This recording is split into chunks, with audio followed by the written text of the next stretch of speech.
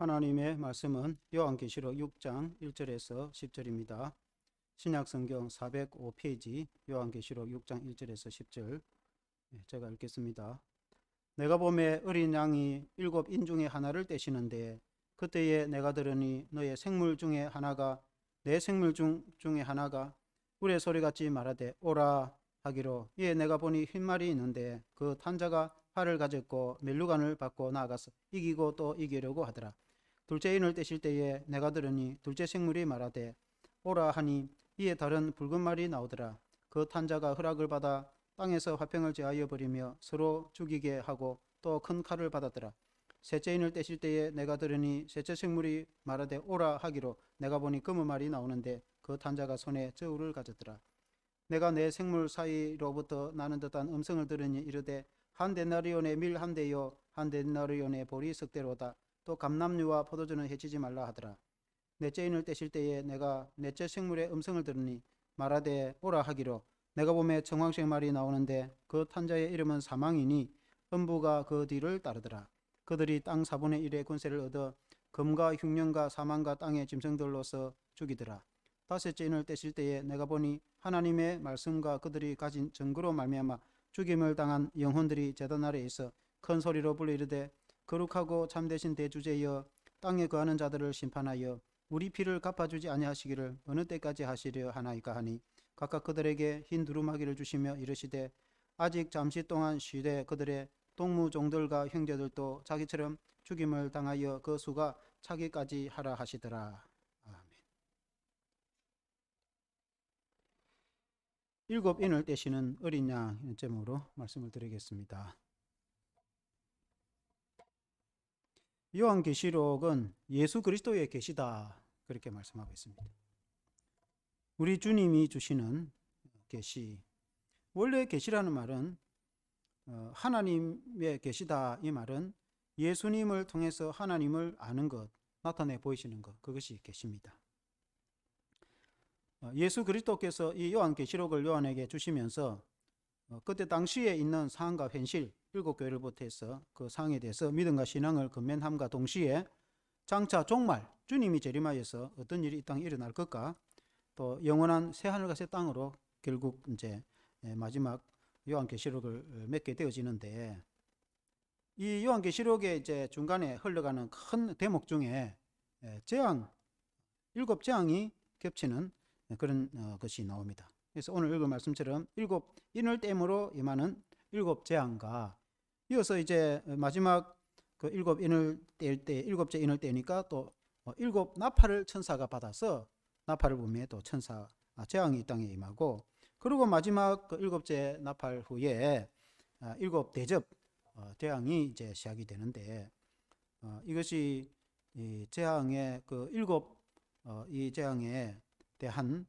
그 이 마지막 이 예수님이 재림하시기 전에 온 세상에 임하는 재난에 대한 예언들의 말씀인데 우리가 그것을 어떻게 이해를 해야 되는가? 그것은 정답부터 먼저 말씀드리면 요한계시록 6장 16절에 그것은 어린 양의 진노라고 말씀하고 있습니다. 산들과 바다에게 말하되 우리 위에 떨어져 보좌에 앉으신 이의 얼굴에서와 그 어린 양의 진노에서 우리를 가리라.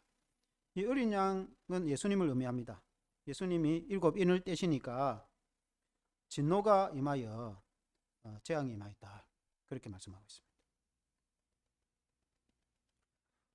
이 이제 요한계시록 6장을 일곱 인 전에 쭉 내용에 그런 내용이 나옵니다. 하나님의 보좌가 있고 그 보좌 앞에 어린 양이 있는데 그 하나님의 보좌 앞에 봉인된 책이 두루마리 책이 있는데 그 이 봉인된 두루마리를 누가 뗄 수 있느냐 하고 울고 있으니까 천사가 유다 지파의 사자 다윗의 뿌리가 이겼으니 일곱 인을 뗄 것이라 그렇게 말했습니다. 유다 지파의 사자, 그 사자라는 말은 대사라는 의미가 있고 여기서는 라이온입니다. 그래서 예수님은 사자도 되고 어린 양도 됩니다. 예수님이 어린 양이 된다고 해서 무조건 약한 그런 이 어린 양처럼 그런 게 아닙니다. 예수님은 사자와 같이 최고의 왕이시기도 하고 어린 양과 같이 가장 온순한 분이시다. 예수님은 라이온도 되고 램도. 예수님은 어린 양이 되셔서 일찍 죽임을 당했고 또 다시 살아난 자고 지금도 살아 계시며 모든 세계를 심판하시며 마지막 때의 심판주가 되실 뿐만 아니라 모든 세계를 주관하는 왕이 되시며 이 주님이 어린 양이 이 인을 떼심으로 재난과 재앙이 시작되신다. 그렇게 말씀하고 있습니다. 그래서 이 재앙 중에 오늘은 7 인을 뗀 후 임한 재앙에 대해서 우리가 말씀을 듣기를 원합니다. 첫째는 전쟁에 대한 재앙입니다. 전쟁. 6장 1절에 보면 내가 보매 어린 양이 7인 중에 하나를 떼시는데 그때에 내가 들으니 내 생물 중 하나가 우리의 소리같이 말하되 오라 하기로 하나님의 보좌 앞에 내 생물, 내 천사가 있는데 아주 특이한 그 탁월한 천사가 있는 내 생물이라 하고 천사라고도 합니다. 서랍이라고도 하는데 하나님의 보좌 앞에 모시는 그 천사 중 하나가 이 요한을 불러서 이제 환상을 보여주는데 그 어린 양이라 말은 주님을 상징하는 것입니다. 주님이 7인을 이제 떼고 주님이 7인을 뗄 수 있는 권한이 있고 7인을 떼는데 첫 번째 인을 떼니까 2절에 보니 이제 이에 내가 보니 흰 말이 있는데 그 탄자가 활을 가졌고 멜루간을 받고 나아가서 이기고 또 이기고 이기더라. 말에 대해서 이제 그 말은 이 전쟁을 상징하는 거죠. 그 말의 색깔에 다 뜻이 있습니다. 요한계시록 색깔로 흰 말은 승리를 상징하고 또 검은 말은 이 기아라든지 그런 재난을 의미하고 청황색 말은 사망을 의미합니다. 그래서 이제 이 흰 말이 붉은 말은 피해 전쟁을 의미합니다. 흰 말이 이제 흰 말을 탄 자가 멸류관을 받아서 이기고 또 이기는데 흰 말은 대체적으로 좀 이렇게 승리와 좋은 의미로 많이 사용됩니다. 예수님을 나중에 표현할 때 백마를 탄 백마를 탄 자로 주님이 표현되어집니다. 백마를 타고 주님 오셔서 대장이 돼서 전쟁에서 완전히 승리하는 자로 이렇게 나타나는데 여기에 이제 흰말을 탄 자는 어쨌든 승리의 멸류관을 가지고 전쟁에서 이기는 자라고 말합니다.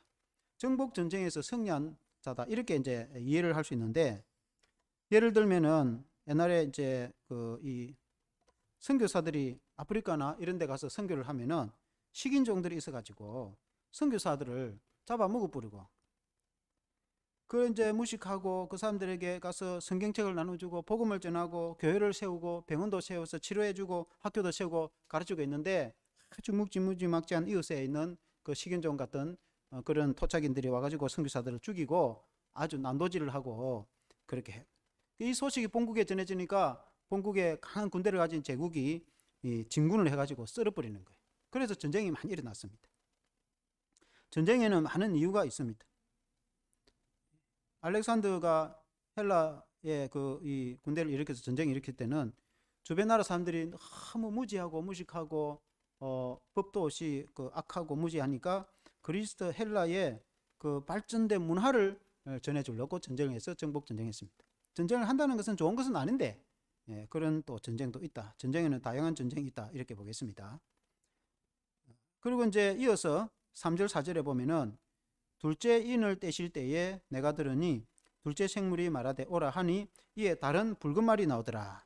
그 탄자가 허락을 받아 땅에서 화평을 제하여 버리며 서로 죽이게 하고 또 칼을 받았더라. 이 붉은 말이라는 것은 피해 전쟁을 말합니다. 역사는 전쟁의 역사라 해도 간이 알 만큼 세계사는 끊임없는 전쟁이 일어났습니다. 우리나라도 마찬가지고 전 세계에 전쟁이 많이 일어났습니다. 전쟁이 일어날 때는 아주 피비린 나는 그런 잔인한 전쟁이 일어납니다. 바벨론이 나라를 일으켜서 지중해를 습권하고 유대를 공격할 때는 유대에 있는 사람들이 하나님 말씀에 불순종하고 했기 때문에 하나님이 바벨론을 막대기를 들어서 사용하여 전쟁이 일어났습니다. 1917년에 공산혁명이 일어나가지고 공산주의가 전쟁을 일으킬 때는 당시에 귀족사회가 너무 부패하고 러시아의 11월 혁명의 그 영화를 보면은 왕정과 귀족사회가 너무 부패하여서 빈민 노동자들이 너무 억압과 착취를 받았기 때문에 노동자 해방을 위해서 그들이 혁명을 일으켜서 피해 혁명을 일으켜서 전쟁을 일으켰습니다. 그들은 그때 당시에 이 왕족과 귀족 러시아 사회는 기독교 사회입니다.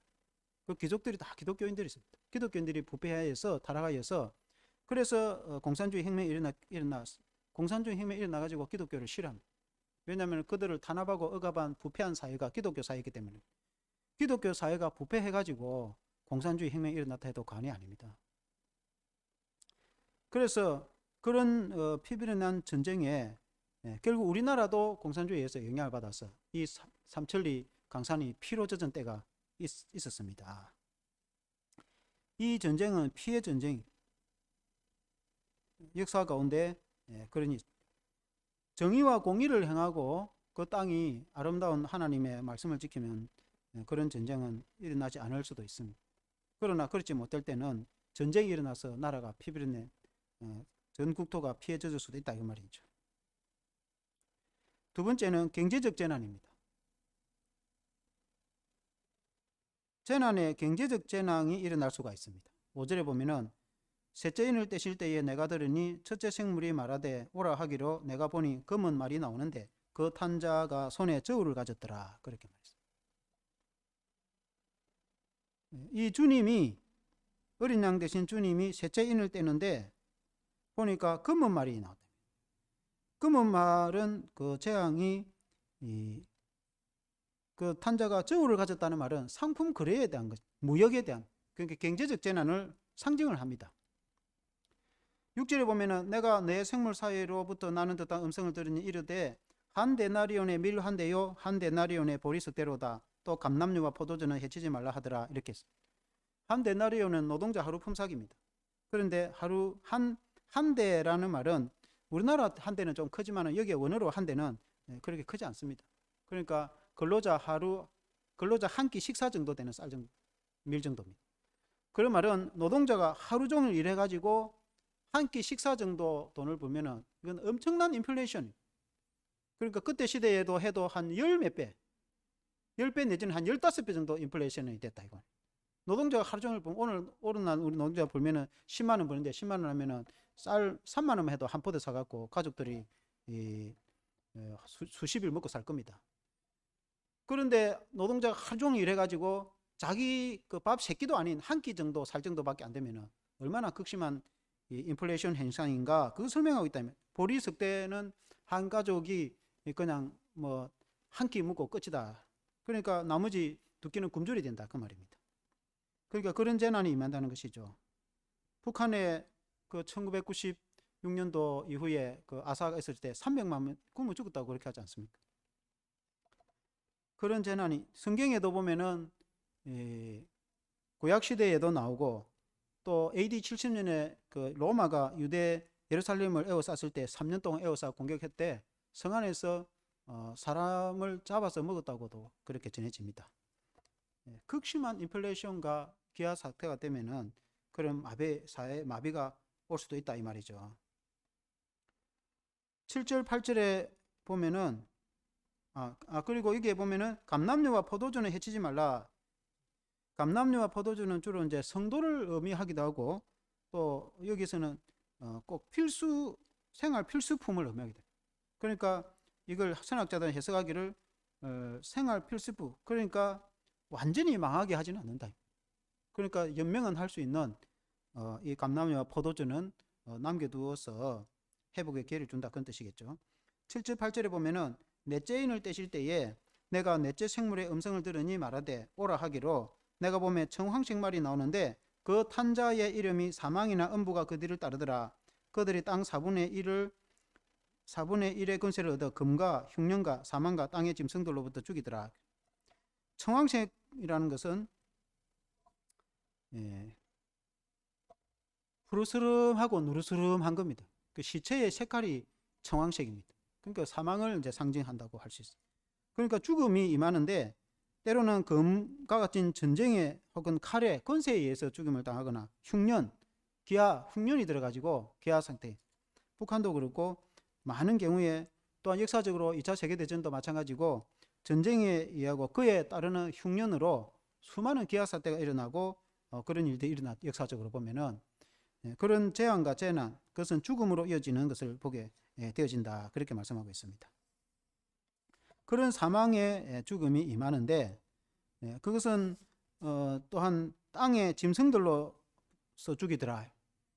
실제로 옛날 시대는 짐승이 내려가고 사람을 죽이고 하기도 했지만 그렇게 해석을 하기도 하는데 요한계시록에는 짐승은 주로 저 그리스도를 상징합니다. 그러니까 그리스도를 대적한 악한 권세들이 결국은 백성들을 죽이게 만들고 그렇게 한다.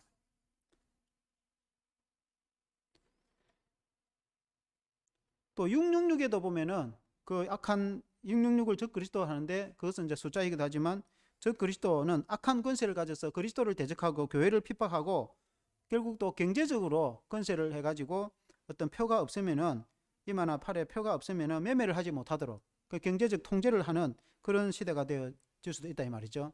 매매를 못하면 사람들이 뭐 먹고 살 수가 없으니까 위험해지는 거죠. 그래서 마지막 재앙 가운데 그런 것이 임할 수도 있다. 그러나 하나님이 그 모든 것을 다 알고 계신다. 이 인을 떼시는 분은 주님이시고 주님이 재앙을 주님이 결국은 극복하도록 해주시는 분이십니다. 셋째는 자연재해에 의한 재난입니다. 전쟁에 의한 재난도 있고 경제적 재난도 있고 자연재해에 대한 재난이 따를 수도 있다. 9절 10절에 보면은 다섯째 인을 떼실 때에 내가 보니 하나님의 말씀과 그들의 가진 증거로 말미암아 죽임을 당한 영혼들이 제단 아래에 있어 큰 소리로 불러 이르되 거룩하고 참되신 대주제여 땅에 거하는 자들을 심판하여 우리 피를 갚아주지 아니하시기를 어느 때까지 하시려 하나이까. 이 죽임 당한 자들은 순교한 자들입니다. 믿음과 신앙 때문에 순교한 자들이 하나님의 제단 앞에서 늘 천국에서 그 사람들이 외치기를 언제까지 우리의 신원을 풀어주지 않겠습니까? 우리의 억울함을 갚아주지 않겠습니까? 이 순교의 피를 갚아주지 않겠냐 하고 하나님께 신원의 기도를 하는 것입니다. 그때 하나님이 그들은 죄 없이 억울하게 죽임을 당한 자들이죠. 그때 하나님이 11절에 보면 각각 그들에게 흰 두루마기를 주시며 이르시되 아직 잠시 동안 쉬되 그들의 동무종들과 형제들도 자기처럼 중의를 당하며 그 수가 차기까지 하라 하시더라. 그러니까 이 재난과 재앙이 순교자들의 기도의 보수라고도 할 수도 있어요. 그런데 이 나라가 땅이 완전히 망하지 않은 것은 그 때가 아직 안 됐다는 것입니다.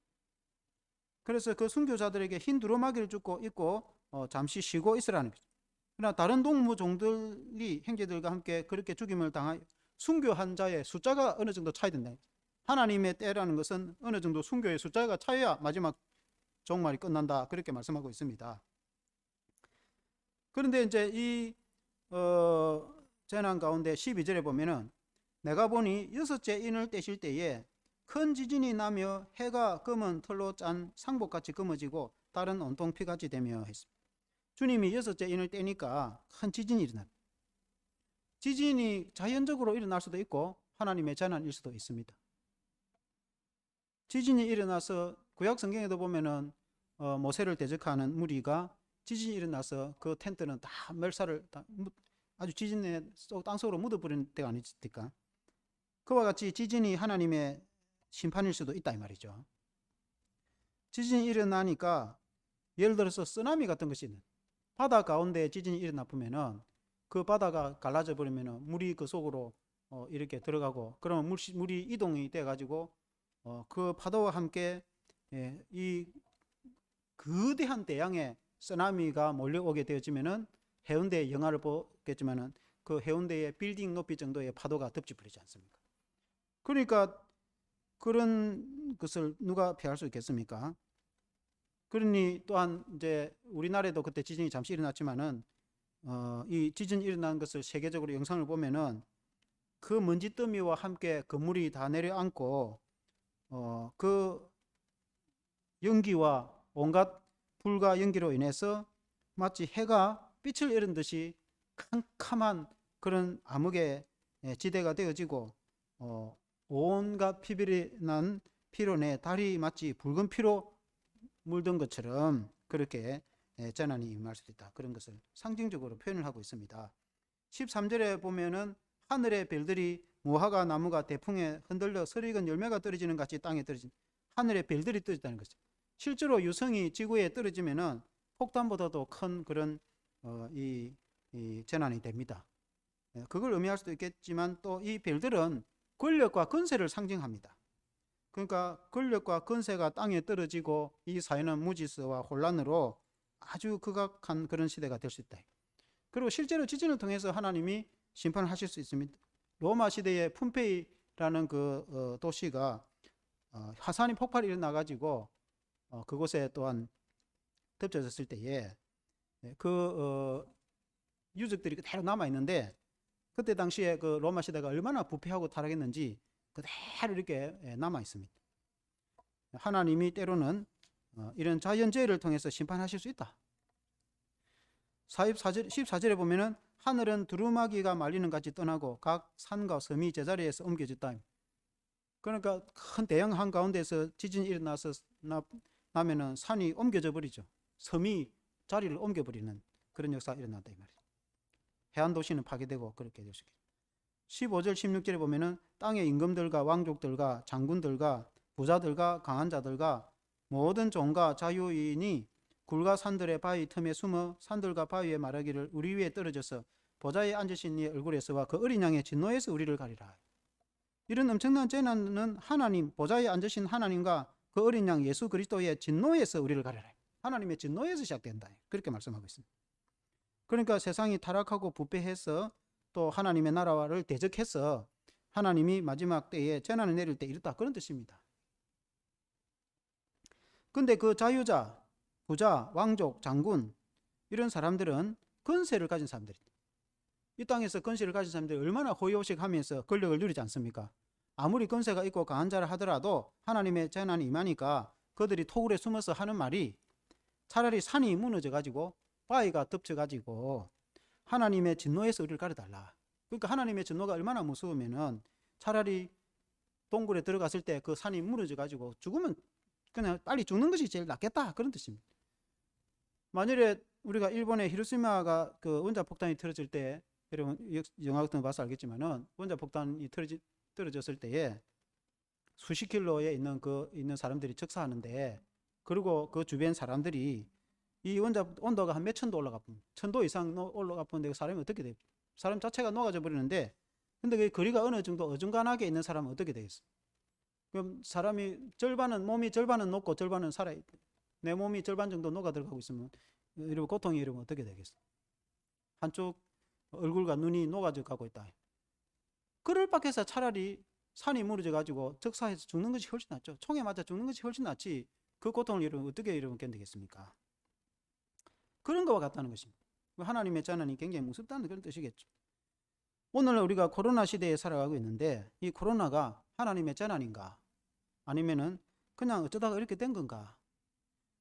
정확한 것은 아무것도 없습니다. 정확한 객관적인 것은 중국 우한에서 시작되었고 그것이 아시아로부터 시작해서 전 세계에 팬데믹으로 와서 1년이 아니라 2년 동안 지금 코로나 시대에 우리가 살아가고 있다는 것입니다.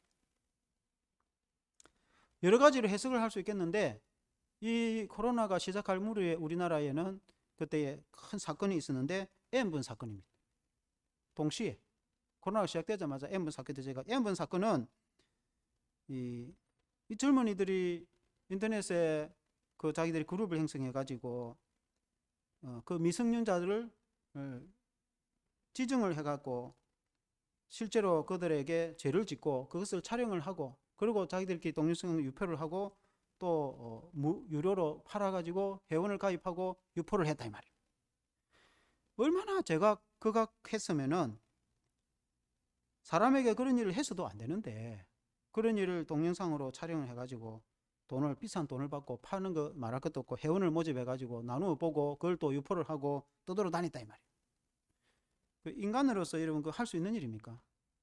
그런 일이 일어나고 있다 이 말이에요. 여러분 키우 축제가 여러분 바람직한 일입니까? 우리 경남에는 저작년에 팬데믹 코로나 일어나기 전에 제일 처음 키우 축제가 경남 상원시 정합제에 났습니다. 지금 키우 축제 때 코로나 때문에 키우 축제가 안 하고 멈춰져 있습니다. 그래서 이 코로나가 끝이 나면은 키우 축제 안 하고 이제 좀 바르고 건실한 사회, 땀 흘려 일하고 성실한 그런 정직한 사회로 돌아가겠는가?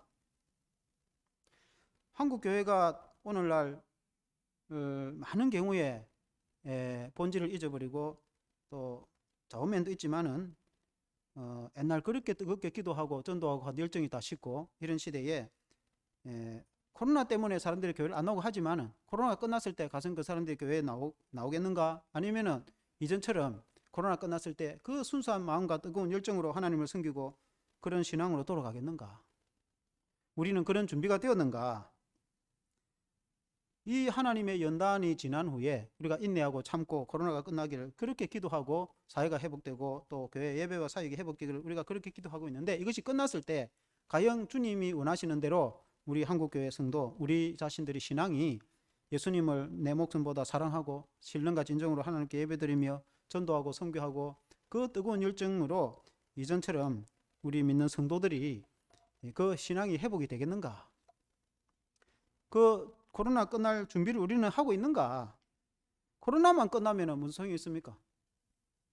만일에 이 땅에 범죄가 심하고 N번 사건들이 계속 일어나면 차라리 그냥 팬데믹 사회가 훨씬 낫죠.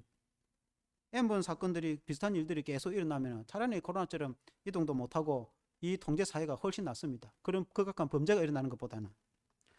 그러나 코로나가 얼마나 어려운 시대인데 이것이 끝이 나고 회복이 되기를 우리는 기도하고 있지 않습니까? 기도하고 끝났을 때 우리 사회는 그런 것들이 사라지고 기후 축제도 안 하고 우리가 이 깨끗하고 성실하고 땀 흘려 일하고 건실한 사회로 우리는 돌아갈 준비가 되었는가? 그 준비를 하고 코로나가 끝나기를 우리가 기도하고 있는가? 이 사회가. 믿는 사람이든 안 믿는 사람이든.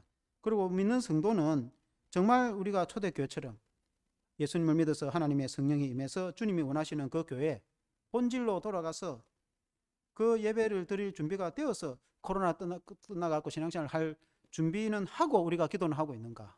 우리가 그런 준비도 안 돼 있는데 이것만 회복돼 보면은 코로나만 회복됐다고 해서 교회 사역이 제대로 신앙이 회복되겠는가? 무슨 의미가 있습니까? 그러니까 우리는 이 코로나가 여러 가지로 해석할 수 있겠지만은 우리가 신앙을 또 사회의 공의와 정의를 연관시켜서 우리가 한번 그 방면으로 연관을 시켜서 본다면은 하나님이 이 사회에 원하는 것이 있다면은 이 사회는 정의와 공의를 실현하고 깨끗하고 건실하고 좋은 사회가 되기를 원하는 거 아니겠습니까? 또 하나님이 우리 교회에 원하는 게 있다면은 신앙의 원래 본질로 돌아가서 예수님을 믿어서 우리가 제사받고 구원받았으니까 순수하게 하나님을 섬기고 그 하나님의 믿음과 사랑으로 열정과 또 열정으로 선교하고 전도하고 또 하나님께 예배하며 서로 사랑하고 섬기고 헌신하고 봉사하고 구제하고 또 이 본질로 진리 안에서 예수님의 마음을 품고 우리가 하나님께 예배를 드리기를 원하는 거 아니겠습니까? 결론적으로 주님을 믿는 자는 결국 승리한다. 그렇게 성경이 말씀하고 있습니다. 성경에는 많은 재앙도 있지만은 결국은 주님이 승리케 하신다. 결국은. 그리고 예수님을 믿고 예수님을 따르는 자는 대장 대신 주님을 따라서 결국은 승리한다. 흰말을 탄 백마를 탄 주님을 따라서 왕 대신 주님을 따라서 우리의 군대의 대장이 되신 우리는 그리스도의 군사입니다.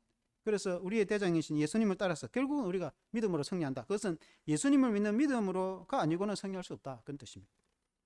7장 3절에 그런 말씀이 있습니다. 이르되 우리가 하나님의 종들의 이마에 인치기까지 땅이나 바다나 나무들이 하지 말라 하더라. 하나님의 종의 인치기까지.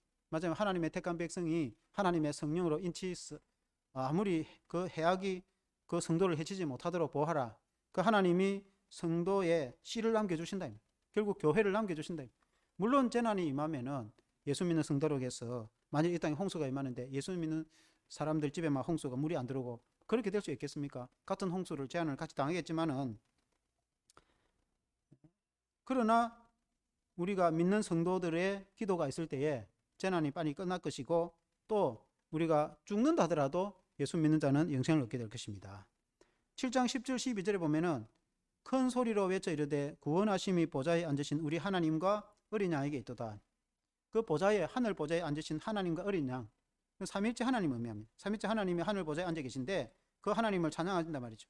모든 천사가 보좌와 장로들과 내 생명들 주위에 서 있다가 보좌 앞에 엎드려 얼굴을 대고 하나님께 경배하여 이르되 아멘. 찬송과 영광과 지혜와 감사와 존귀와 권능과 힘이 우리 하나님께서 들어있을지어다. 그 하나님, 삼위 하나님께 내 생물, 내 천사들과 장로들과 사도들과 또 모든 성도들이 찬송과 영광을 돌려드린다. 구원받은 성도들이 결국은 하나님 앞에 찬양과 영광을 드릴 것이다.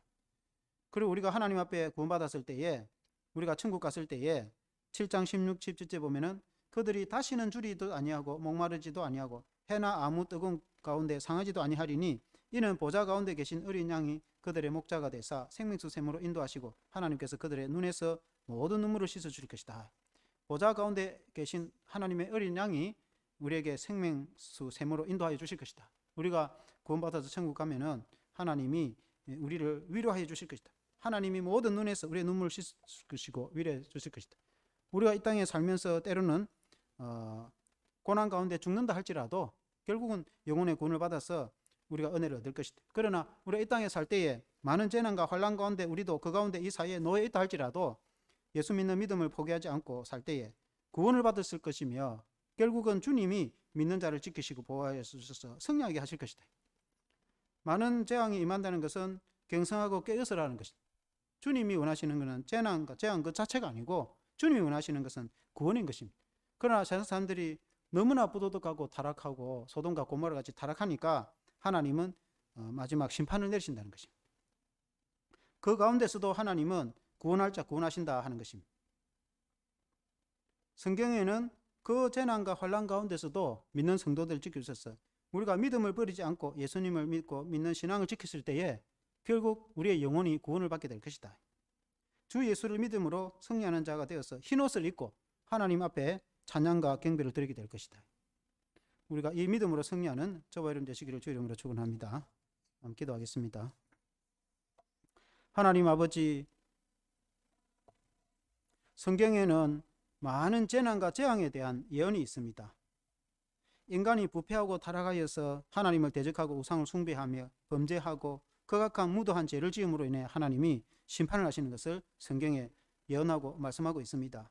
우리 주님이 재림하시기 전에 말세가 되면 사람들은 더욱 악하여서 부모를 거역하고 부모가 자식을 돌보지 않고 또 존속 살해가 일어나며 또한 온갖 부도덕과 악희 그 도를 넘어서는 그런 하나님 사랑보다 물질을 더 사랑하고 세상과 죄를 더 사랑하는 그런 일들이 말세에 일어날 것이라고 로마서에도 말씀하고 있고 또한 이 요한계시록에도 말씀하고 있습니다. 하나님 아버지, 그러나 주님이 그 재난 가운데서도 구원할 자 구원하시며 마지막 때 주님이 오셔서 온 세상을 심판하며 믿는 자를 구원하실 것이라고 말씀하고 있습니다.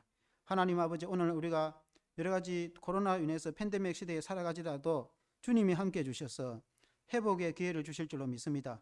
우리가 이 땅이 회복되기를 위해서 기도하되 하나님 이 사회가 그 악함과 부도덕으로 하나님이여 달려가지 않도록 우리 주님께서 멈춰주시고 정말 정의와 공의가 강같이 흐르고 이 사회가 건실한 사회가 될 수 있도록 은혜를 베풀어 주시기를 원합니다. 하나님, 한국교회도 나라가 새로워지고 하나님의 교회가 본질로 돌아가서 예수님을 믿는 믿음과 신앙과 성령 충만함으로 하나님을 기쁘시게 하고 하나님의 사랑으로 서로 섬기며 전도하고 선교하고 구제하고 하나님의 본질로 하나님을 기쁘시게 하는 교회와 성도가 되게 해 주시기를 원합니다. 하나님, 하루속히 우리 하나님 아버지 코로나 팬데믹이 끝나게 도와주시고 우리가 고난 가운데도 믿음으로 승리하게 도와주시고 또 마지막 때에 하나님 아버지 우리가 다 구원을 받아서 예수님 믿어서 하나님 앞에 섰을 때에 하나님 앞에 인정을 받으며 그 삼위 하나님을 찬양하며 하나님 아버지와 어린 양 되신 예수 그리스도를 찬양하며 구원의 하나님께 경배와 영광을 돌려드리는 우리의 성도의 신앙이 되게 해주시옵소서. 예수님 이름으로 기도합니다. 아멘.